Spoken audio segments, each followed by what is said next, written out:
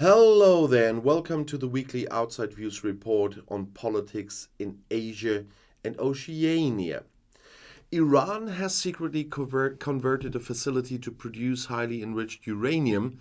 That's what the International Atomic Energy Agency, the IAEA, says. Tehran has violated its obligation to provide information about such steps, criticized the head of the authorities, Rafael Grossi, in Vienna on Wednesday. Since the end of 22, the plant has been producing uranium with a purity of up to 60%. Grossi has pointed out in the past that Iran is now approaching 90% enrichment for nuclear weapons. Iranian politicians have been saying for years that they do not want to build nuclear weapons. As Grossi reported, IAEA inspectors discovered during an unannounced inspection of the Fordow facility that enrichment machines had been significantly modified since November. The IAEA chief was concerned. A confidential report on the inspection, seen by the Reuters news agency, said 2 units of centrifuges were connected in a way that differed significantly from the declared structure. The IAEA did not say whether and how this increased production capacity was. Grossi reported last week in the European Parliament that Iran had already enough uranium for several nuclear weapons if the material is further enriched. However, Tehran still has a long way to go before building such weapons, with technical and political hurdles. The new Taiwanese Prime Minister Chen Chien-jen has officially taken office. He took the oath of office in Taipei on Tuesday, together with his new cabinet. Following the defeat of the ruling Progressive Party, the DPP, in the local elections in November, President Tsai named Ing-wen named Chen on Friday as the successor to the previous Prime Minister Su Tseng-chang.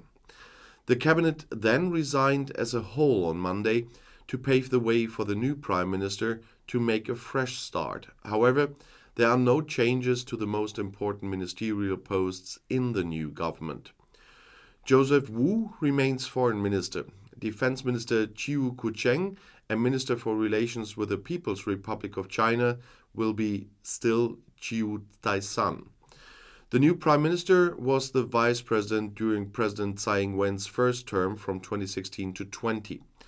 Internationally, the growing tensions between Taiwan and China in particular are being observed in the region. After the Russian invasion of Ukraine, there are fears that the People's Republic could invade Taiwan. Beijing regards the island as its own territory and threatens to conquer it, while Taiwan has long considered itself independent. According to official figures, the death toll after the devastating suicide attack in Pakistan has risen to 100. The authorities declared a day of mourning in the affected province of Khyber Pakhtunkhwa, said the head of the provincial government, Muhammad Azam Khan, as the Pakistani newspaper Tribune reported on Tuesday. In the South Asian country, they were all stunned after the attack on a mosque in the city of Peshawar in the northwest. At the same time, it remained unclear how the suicide bomber was able to gain access to the secured zone in the city. The Pakistani Taliban distanced themselves from the attack on Monday, and a local Taliban commander who belongs to the TTP's Jamaat-ul-Ahrar splinter group claimed responsibility for the attack. The attack was said to be the revenge for the death of a founding member who was killed in neighboring Afghanistan in the summer of 22. The attack is a sign of a renewed national security crisis for Pakistan. That's what expert Mahdia Afzal told CNN. The solution must be a military operation against the TTP. The suicide bombing happened on Monday during midday prayers in a high-security zone in the city of Peshawar, which is also home to many police buildings. In Pakistan, the vast majority of the population of more than 230 million people is Muslim. About 2 million people live in the city of Peshawar. After weeks of research, German media report that protesters in prisons are being systematically tortured both mentally and physically. More than a dozen Iranians who have been arrested since the beginning of the protests told the research group about broken bones and psychological violence, among other things. A young woman explained how so-called security forces arrested her and a friend, took her mobile phone and blindfolded her. It is believed that several men stepped on the two young women and injured them with electric batons. Their entire right leg had turned blue. The young woman had prepared leaflets the night before to encourage people to protest. In the middle of the night, she was able to leave the police station together with her friend, though. Many of the Iranians also report to the research network about torture with electric batons and whipping with water hoses. Many of them also speak of psychological violence. They were threatened with rape, the death penalty, or beatings. A young man tells the German media that he heard the screams of the tortured people. It was to make you afraid and admit everything, he said. The German-Iranian Jamshid Sharmat, who was imprisoned in Iran, also experienced torture. His daughter reported this in an interview with T-Online. And 3 of the Iranians also report sexualized violence. People are said to have been tied to pieces of furniture and raped with rubber truncheons. At the end of November, the US television station CNN published research on sexualized violence in Iranian prisons. CNN reported, among other things, on 20-year-old Amita Abbasi, who was taken to a hospital in Karash, about 40 kilometers west of Tehran, by police officers in October shortly after her arrest. According to the report, there were traces of brutal multiple raids. In addition, the police officers had put pressure on the treating physicians to officially attribute the injuries from the rapes to a point in time before her arrest. Since the death of the 22-year-old Kurdish girl Mahsa Amini in September 22, there have been nationwide protests against the government.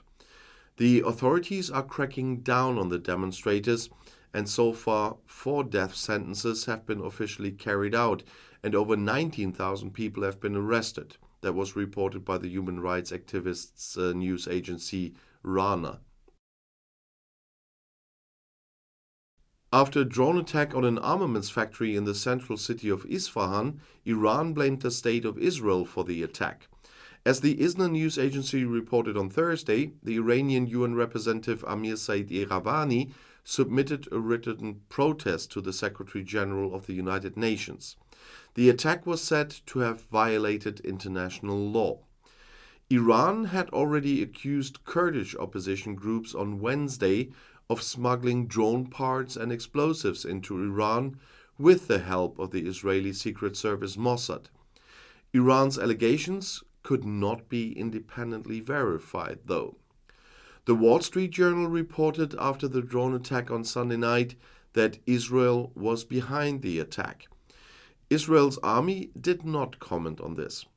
Since the Islamic Revolution in 1979, Tehran has called Israel its archenemy, and Israeli Prime Minister Benjamin Netanyahu also describes Iran as the most important enemy and sees a terrorist regime in the political leadership. Japanese Prime Minister Fumio Kishida has fired a senior governmental official for making derogatory remarks about same-sex couples.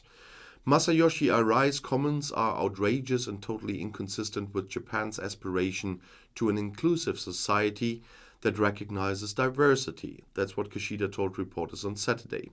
He therefore decided to relieve him of his post as secretary. Arai was one of Kishida's secretaries, and Arai told reporters on Friday night, according to state broadcaster NHK, that he didn't even want to look at married same-sex couples. He wouldn't like having them as a neighbor. People would leave the country if we allow same-sex marriages, he said. The secretary later apologized for his statements.